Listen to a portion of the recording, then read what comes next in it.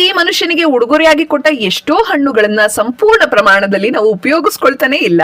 ಅದರಲ್ಲಿ ಬೆಲವತ್ತೆ ಅಥವಾ ಬೇಲದ ಹಣ್ಣು ಕೂಡ ಒಂದು. ಬೆಲವತ್ತೆ ಹಣ್ಣಿನಲ್ಲಿ ಮನುಷ್ಯನ ಆರೋಗ್ಯಕ್ಕೆ ಬೇಕಾದ ತುಂಬಾ ಗುಣಗಳಿದ್ದು ಅದರ ಬಗ್ಗೆ ಎಷ್ಟೋ ಜನರಿಗೆ ತಿಳಿದೇ ಇಲ್ಲ.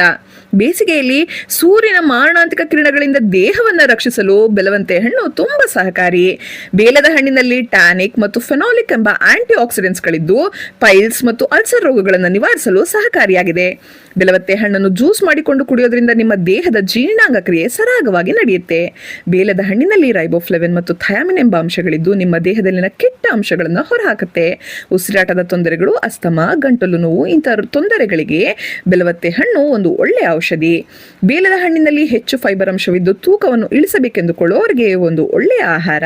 ಸಕ್ಕರೆ ಕಾಯಿಲೆ ಇರುವವರು ಬೇಲದ ಹಣ್ಣನ್ನು ತಿನ್ನೋದ್ರಿಂದ ದೇಹದಲ್ಲಿ ಕಾರ್ಬೋಹೈಡ್ರೇಟ್ ಮಟ್ಟವನ್ನು ಕಡಿಮೆ ಮಾಡಿ ಸಕ್ಕರೆ ಕಾಯಿಲೆಯನ್ನು ಹತೋಟಿಯಲ್ಲಿಡುತ್ತೆ. ಪ್ರೋಸೆಸ್ಡ್ ಅನ್ಹೈಜಿನಿಕ್ ಫುಡ್ಗಳ ಬದಲಾಗಿ ಪ್ರಕೃತಿ ಉಡುಗೊರೆಯಾಗಿ ಕೊಟ್ಟ ಹಣ್ಣುಗಳನ್ನು ದಿನನಿತ್ಯ ಸೇವಿಸಿ ಆರೋಗ್ಯವನ್ನು ವೃದ್ಧಿಸಿ. ಇದು ವೇ ಟು ಹೆಲ್ತ್, ಒಂದು ಹೆಜ್ಜೆ ಆರೋಗ್ಯದೆಡೆಗೆ. ನಿಮ್ಮ ಆರೋಗ್ಯವೇ ನಮ್ಮ ಕಾಳಜಿ.